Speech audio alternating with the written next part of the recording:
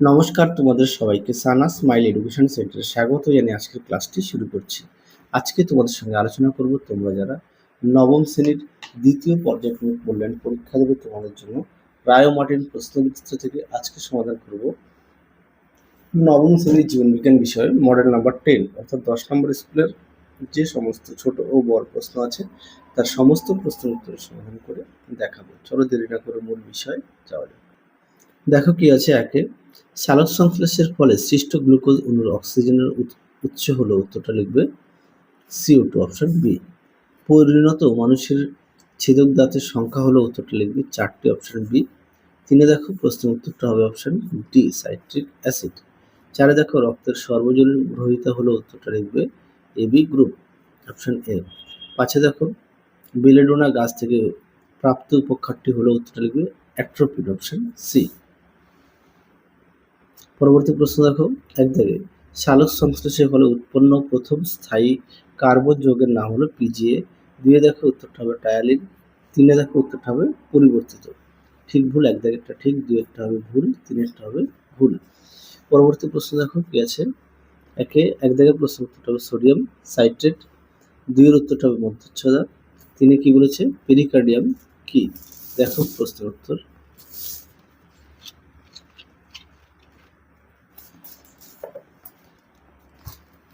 দেখো পেরিকার্ডিয়াম কি, এখান থেকে এই পর্যন্ত লিখবে।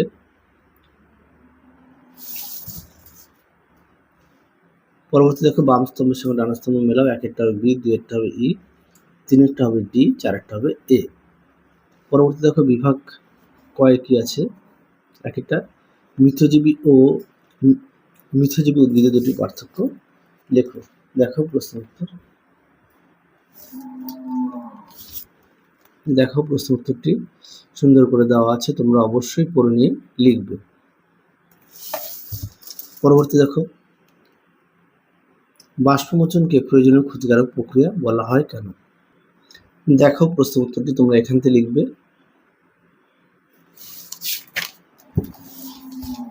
দেখো উত্তরের বাকি অংশটুকু এই পর্যন্ত লিখবে। পরবর্তী দেখো পরিপাক ক্রিয়ার পিত্তরসের ভূমিকা।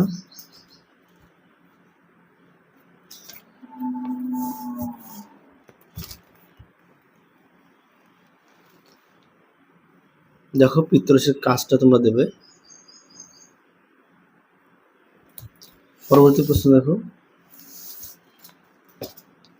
বিএমআর সংজ্ঞা দাও। দেখো বিএমআর এর সংজ্ঞা আগের ভিডিওতে দেখানো আছে, বিএমআর এর সংজ্ঞা দেখে নাও।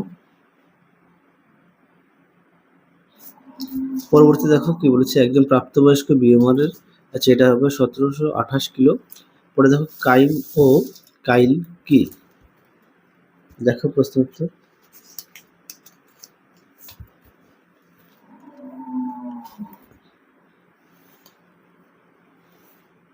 দেখো কাইম ও কাইল কি দেখে নাও।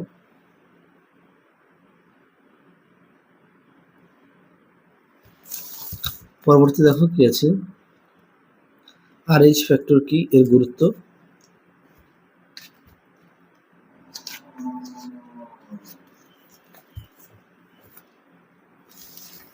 দেখো RH ফ্যাক্টর কি আর RH ফ্যাক্টর গুরুত্ব দেখে নাও, সুন্দর করে দেওয়া আছে, তোমরা অবশ্যই পড়ে নিয়ে লিখবে। পরবর্তী দেখো কি বলেছে, আচ্ছা এই প্রশ্নের উত্তরটা দেখো উদ্ভিদের একটি নাইট্রোজেন যুক্ত রেচন পদার্থের নাম ও তার অর্থকারী। 47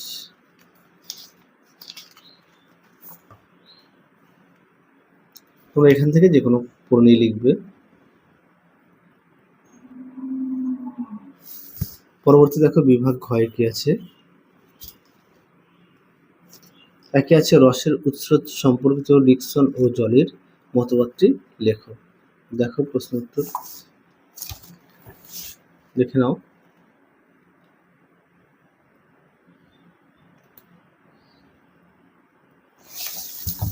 পরবর্তী দেখো ব্যাপন ও অভিশ্রবণের মধ্যে পার্থক্য।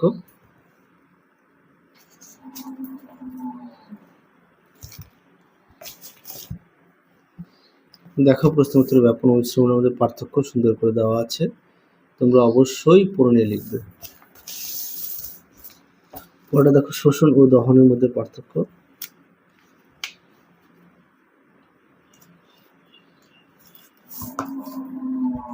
দেখে নাও প্রশ্ন উত্তর, অবশ্যই বিষয়গুলো উল্লেখ করবে। পরবর্তী দেখো কি আছে, সন্ধানে দুটি অর্থনৈতিক গুরুত্ব। দেখো এই প্রশ্ন উত্তরটা তোমরা এটা লিখবে। পরবর্তী দেখো পৌষ্টিকতন্ত্রের চিত্র দেওয়া আছে, রেচনতন্ত্রের চিত্র দেওয়া আছে। পরবর্তী দেখো রেচনের দুটি গুরুত্ব আলোচনা করো।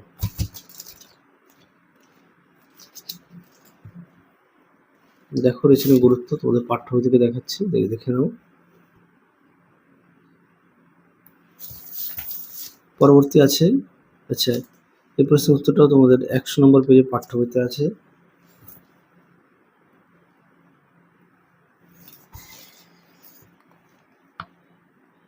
আচ্ছা এই প্রশ্ন উত্তরটা আগের ভিডিওতে দেখানো আছে, একটু দেখে নিও। পরে দেখো অথবা দেওয়া প্রশ্নটা দেখো, তোমার উত্তরটা দেখে ছকটা। পরবর্তী দেখো রক্ততঞ্চনের দুটি তাৎপর্য আলোচনা করো।